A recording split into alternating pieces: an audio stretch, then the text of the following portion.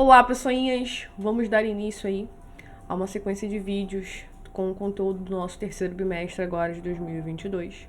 Começaremos aí com um vídeo de evolução dos modelos atômicos. Tá legal?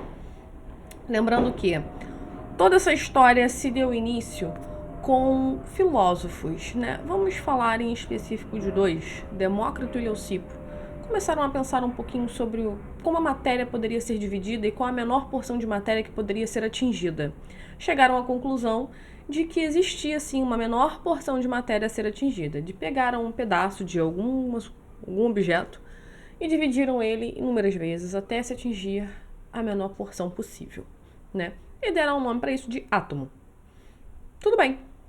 Daí começaram os cientistas a pegar essa ideia, e trabalhar em cima dela. Vamos ver então no que essa brincadeira deu. Vamos falar aí dos nossos modelos atômicos. O primeiro modelo atômico que surgiu depois dessa teoria, né, advinda dos nossos filósofos, já comentados anteriormente, foi o modelo atômico chamado modelo de Dalton, o modelo da bola de bilhar, né? John Dalton era um cientista, ele pegou essa primeira ideia e começou a fazer experimentos em cima, e ele chegou à seguinte conclusão, que essa porção de matéria, essa menor porção de matéria que poderia ser atingida, ela era maciça, indivisível, ou seja, não poderia ser mais dividida do que aquilo, não poderia conseguir uma porção menor do que aquilo, era indestrutível e eletricamente neutra, ou seja, não possuía cargas. Depois de Dalton veio Thomson. Thomson fez mais alguns estudos, estudou mais um pouquinho, pesquisou mais a respeito e chegou à conclusão que, calma, não é bem assim, né? O átomo, ele não era da forma como Dalton estava pensando. Então, Thomson modificou o nome, passou o nome para modelo pudim de passas, porque ele achou legal, tá? E o átomo de Dalton não satisfazia a relação elétrica da matéria, né? A natureza elétrica da matéria. Então Thomson pegou e evoluiu esse modelo atômico. Então, ele descobriu que no átomo possuía sim cargas, tanto cargas positivas quanto cargas negativas também, tá bom? Foi Thomson que conseguiu aí fazer a descoberta do elétron, tá? Vamos ver isso também agora. Vamos ver um videozinho que trata a respeito aí da descoberta do elétron. Como é que o elétron foi descoberto? Alguns cientistas estavam fazendo alguns experimentos, tá? Utilizando um tubo de raios catódicos, ou também chamado tubo de Crookes, onde era um tubo de vidro com gás rarefeito, onde ele era excitado eletricamente, né, esse gás, e a gente observava um comportamento de raios coloridos, bonitos, que vocês vão ver agora no vídeo, tá? Prestem atenção.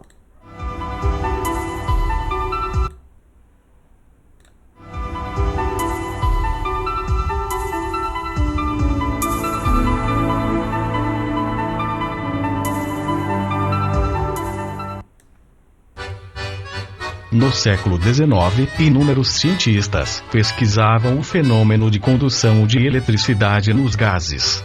Em sua grande maioria, as pesquisas envolviam a aplicação de alta tensão em tubos de vidro preenchidos por gases e providos de terminais em suas extremidades, denominados ânodo e cátodo.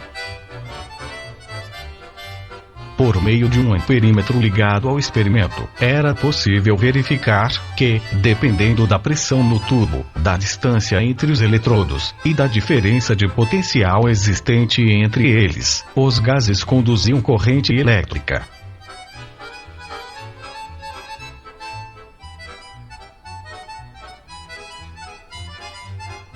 Durante a execução dos experimentos, os cientistas perceberam um fato inesperado.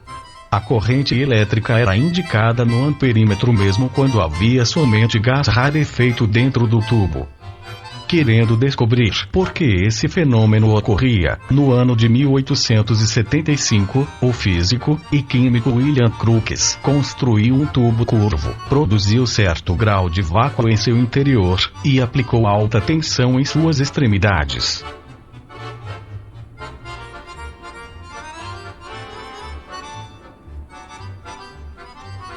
fazer isso, ele percebeu que uma determinada região do tubo apresentava uma luminescência esverdeada. Aumentando o vácuo dentro do tubo para um valor em torno de 10 a menos 2, visualizou apenas uma mancha luminosa na parede do tubo oposta ao cátodo. Crookes concluiu que esta luminescência era algum tipo de radiação que partia do terminal negativo, indo em direção ao terminal positivo. Essas radiações foram denominadas de raios catódicos. No entanto, Crookes não conseguiu determinar a natureza das mesmas. No ano de 1897, o inglês J. J. Thomson realizou novas experiências que o levaram a concluir que os raios catódicos se propagavam em linha reta, pois, se um objeto for colocado na sua frente, é criada uma sombra simétrica na parede da ampola. Os raios catódicos, ao baterem em uma ventoinha mecânica posicionada dentro do tubo, a faziam girar. Então possuíam massa e, consequentemente, eram matéria. O feixe de raios catódicos era atraído por um campo elétrico positivo. Portanto, os raios catódicos possuíam carga negativa.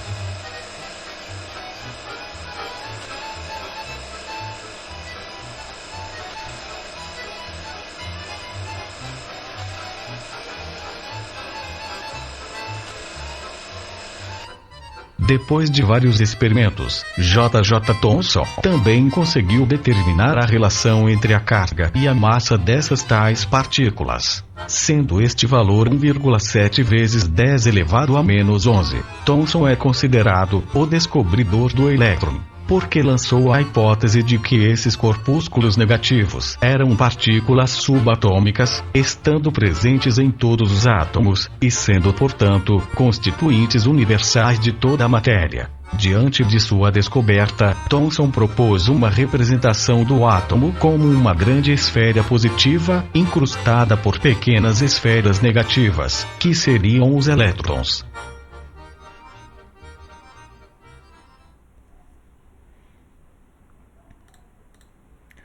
Então, meu povo, conseguimos entender o quê? Que Crookes, ele deu início, né, ao estudo dos elétrons, mas ele não conseguiu entender o que ele estava estudando. Ele estava fazendo um estudo, mas ele não conseguiu concluir. O estudo seguiu, Thomson pegou o estudo e deu continuidade, conseguiu fazer a descoberta dos elétrons e, com isso, criou esse modelinho aqui, um modelo pudim de passas, tá? Onde é uma esfera positiva incrustada com cargas negativas. Beleza. Parou por aí? Não, não parou por aí. Rutherford não estava satisfeito com o modelo atômico atual, né? O que ele fez? Seguiu estudos. E ele criou aí um novo modelo também, tá? Ele também conseguiu criar um novo modelo. Mas, primeiro ele fez determinados experimentos. No que se consistiu o experimento de Rutherford? Ele pegou uma fonte radioativa, no caso polônio, tá? Emissor alfa. Colocou esse polônio dentro de uma caixinha de chumbo, uma proteção de chumbo.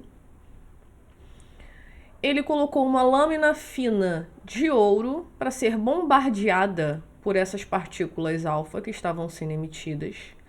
E ao redor dessa fina lâmina de ouro, ele colocou uma lâmina né, um anteparo fluorescente revestida de sulfeto de zinco. Mas por que revestido de sulfeto de zinco? Sempre me perguntam isso. Porque o sulfeto de zinco, quando ele é excitado, quando ele sofre algum tipo de impacto, ele reage de forma luminosa. Ou seja, se alguma coisa acontecesse de passar pela lâmina de ouro, ele ia conseguir visualmente perceber as alterações. Porque conforme as partículas fossem atravessar a fina lâmina de ouro e batessem nesse anteparo, né? Nesse anteparo fluorescente, ele ia conseguir ver os choquinhos. Cada choquinho que desce na lâmina atrás da lâmina de ouro, ele ia conseguir ver. Dá pra ver, tá? A luzinha sendo emitida. Igual tá aqui na imagem. Só que acontece o seguinte, ele observa o seguinte, isso vai ser mostrado em vídeo também para ficar melhor para vocês entenderem, tá? Mas deem uma olhada aqui. Ó. Esse aqui é o nosso emissor alfa, tá? Nosso polônio. O que aconteceu? Isso aqui é a representação atômica, a nível atômico, da nossa lâmina de ouro. Ó. É amarelinho, tá? A gente deixou amarelinho justamente para vocês conseguirem visualizar melhor. Isso aqui são os átomos presentes na folha de ouro, tá? O núcleo, o pontinho vermelho no centro e a eletrosfera aqui. Ah, Isis, você não falou como é que tá o modelo atômico de Rutherford. Calma, ele não tinha definido ainda, ele ainda tá fazendo experimento, eu vou chegar lá. Tá? Depois desse experimento foi que ele definiu. Então pensem. Tá, nós temos aqui coisas redondas, que até então o átomo é redondo, né? Isso aí todo mundo concluiu desde o início. O átomo é uma coisa redonda. Então eu imagino bolinhas, uma juntinha da outra, como está aqui. Meu emissor alfa aqui emitindo partículas alfa, né? O meu polônio emitindo essa radiação alfa. Beleza. Só que ele observou o seguinte: algumas partículas atravessavam diretamente pela lâmina de ouro e batiam em linha reta do outro lado aqui, ó. Tá vendo? Batem em linha reta. Seta vermelha. Atravessam, passam direto. Linha reta. Seguem por um espaço vazio, então ele concluiu. Beleza. Outras se desviam completamente, né? Elas fazem uma curva, se desviam. Assim, ué, o que aconteceu? Bom, eu sei que o emissor alfa, ele é positivo, um emissor de carga positiva. Se ele foi desviado, provavelmente ele passou perto de carga positiva. Vocês conseguem lembrar aquela nossa máxima? Cargas iguais se repelem. Cargas diferentes se atraem. Se eu estou sendo repelido, se eu estou sendo jogado para o lado, é porque eu passei perto de uma carga positiva. Já que eu, alfa, sou um emissor positivo. Tranquilo? E isso aqui, seta roxa. E outras batiam na lâmina de ouro e eram completamente repelidas. Seta verde. Ou esse aqui também, ó. Aqui na imagem vocês conseguem visualizar onde eu estou com o cursor. Tá vendo? Bate na lâmina de ouro e volta. Ou seja, bateu exatamente na carga positiva, não passou perto dela. Bateu exatamente na carga positiva e foi repelido. Tranquilo? Agora vocês vão ver um videozinho para ficar melhor. Observem, olha aí. Vai começar a emissão de radiação. Vocês estão vendo aqui, ó, lâmina de ouro sendo atravessada pelas partículas alfa. Enquanto essa lâmina que está revestida de sulfeto de zinco está acendendo lá atrás, conforme as partículas atravessam a lâmina de ouro e batem no anteparo, tá bom? Nesse anteparo revestido de sulfeto de zinco, que vai acendendo conforme ele vai sendo estimulado, tá? Observem, ó, algumas batem em linha reta, outras são desviadas, ó, acendendo na lateral, e outras batem e passam direto, ou melhor, batem e voltam. Agora fica melhor de visualizar, tá vendo? Algumas passam em linha reta, algumas passam sendo desviadas e algumas batem diretamente no centro, onde eu encontro partículas positivas e elas são repelidas completamente. Com isso, Rutherford viu que o átomo só pode ter uma configuração. Ele chegou nessa máxima, né? Gente, perdão, tem um cachorro em casa, tá? O átomo só pode assumir uma configuração.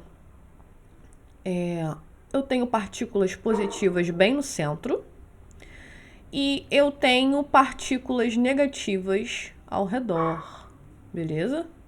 Eu terei partículas negativas ao redor.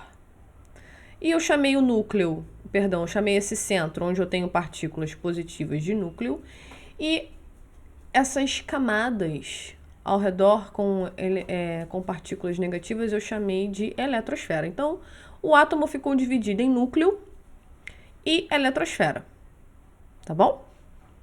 Mas lá pra frente, eles conseguiram perceber que no núcleo eu não teria apenas carga positiva, eu também teria carga neutra, o que a gente chamou de nêutron, tá? Vou aumentar um pouquinho a imagem só para vocês conseguirem ver melhor. Aqui no núcleo nós temos então cargas positivas que foram denominadas de prótons e cargas neutras que foram denominadas de nêutrons. E a eletrosfera, né, as nossas camadas, contendo os elétrons. Tá ok? Daí, eles perceberam, nossa, nós temos várias camadas, né? Várias não, nós temos um número certo de camadas na eletrosfera. Nós temos um total de 7 camadas. E cada uma das camadas possui o seu nome, que foi nomeado com letras, tá? A primeira camada, que é a camada mais próxima do núcleo, chamada de camada K. A segunda camada, camada L. Terceira, M. Quarta, N. Quinta, O. Sexta, P. Sétima, Q. Então, nós temos 7 camadas, onde cada uma delas vai comportar uma quantidade máxima de elétrons. Iremos chegar lá, calma, tá? Então, nós temos quantas camadas num átomo? Nós temos 7 camadas, tá? Os átomos possuem 7 camadas. Camada K, L, M, N, O, P e Q, tá bom?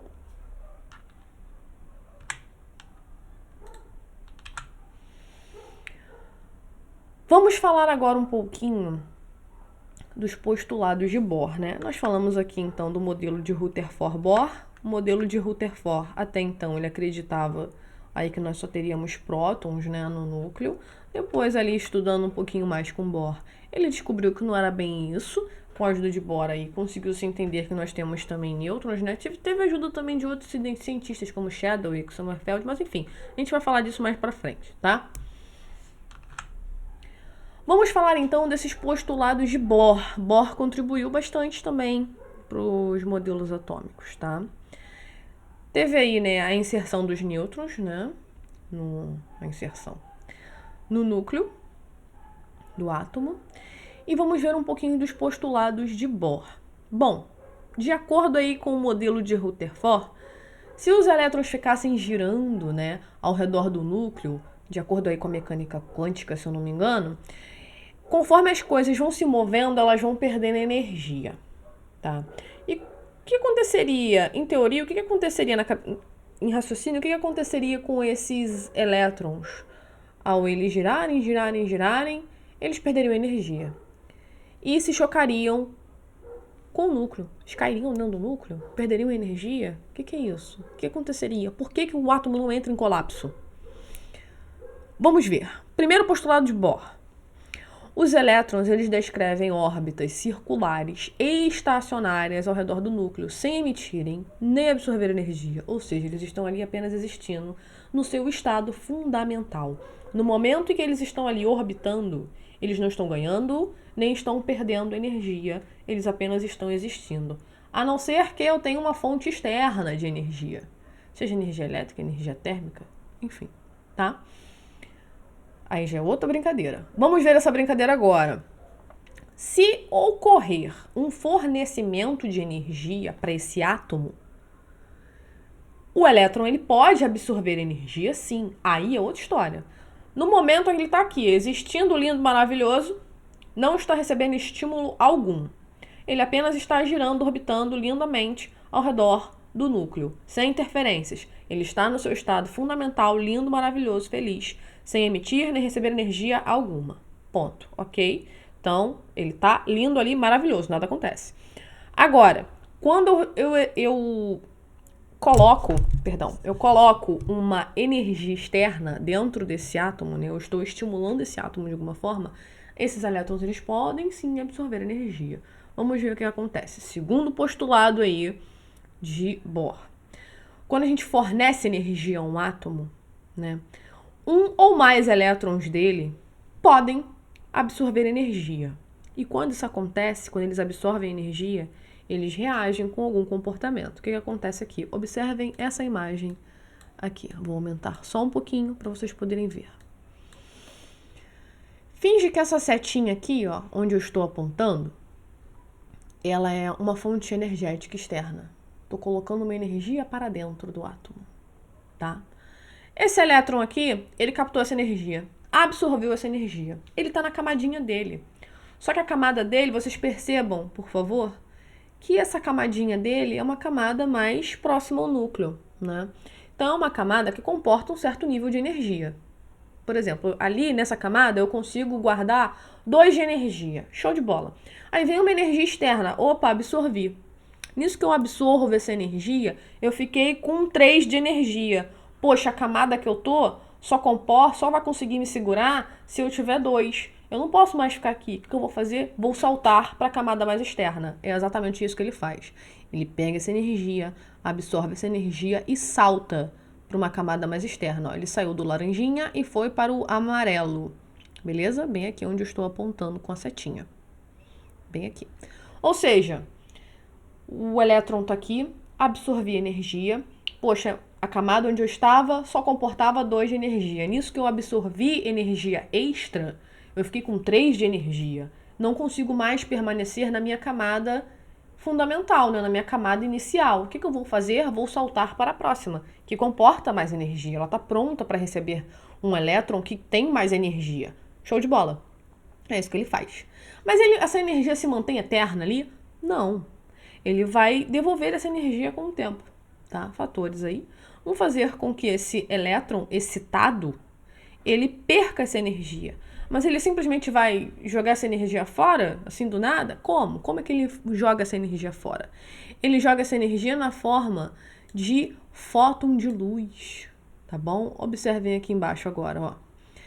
O elétron que antes estava excitado, ele vai devolver essa energia para o meio, na forma de luz, tá? Um fóton. O que ele faz? Ele vai voltar para a camada dele, para o estado fundamental dele. Mas para isso ele precisa jogar fora aquela energia que estava em excesso, lembra? Porque a camada dele inicial não comporta 3 de energia, ele só comporta 2. Então ele tem que jogar 1 de energia fora. Então ele joga esse 1 de energia fora na forma de luz e volta na forma de fóton, né? E volta para a camadazinha dele inicial. Ó. Saiu do laranjinha e voltou aqui para o nosso elétron amarelo. Beleza?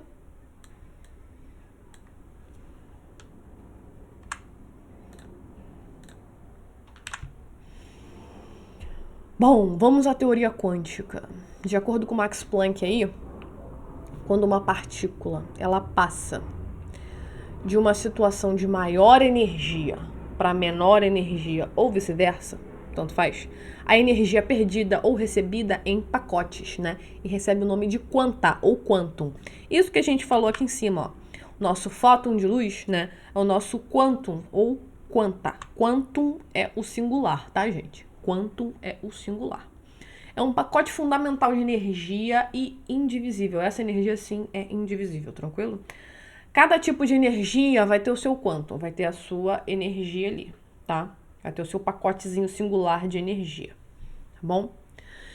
Com essa teoria, foi possível aí a identificação, né, dos elétrons de um determinado átomo. E aí surgiram os números quânticos.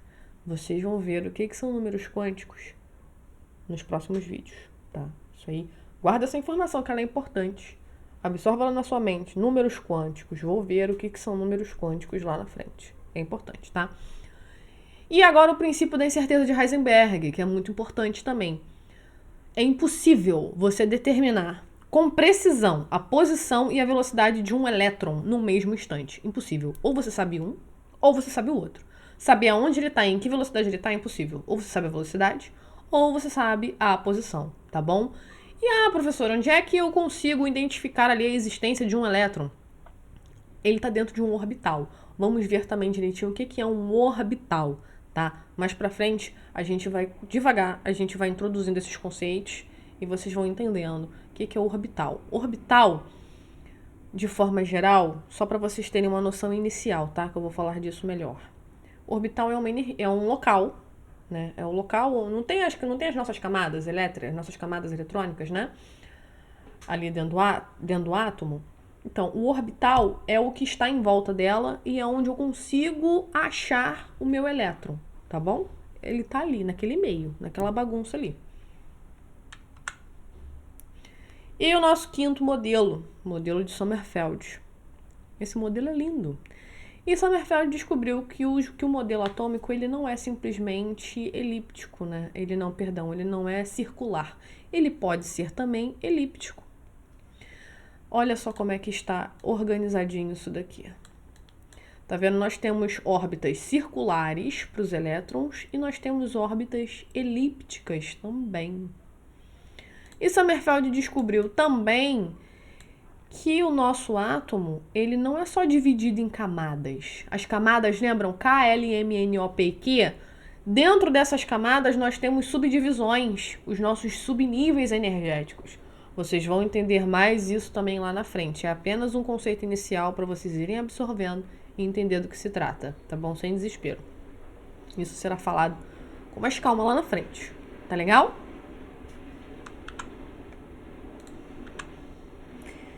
E por hoje é isso. Já tem bastante informação aí, tá bom? Espero que vocês tenham gostado. Espero que tenha sido bem esclarecedor. Tá legal? Qualquer dúvida, me chamei no Telegram. Valeu, galera.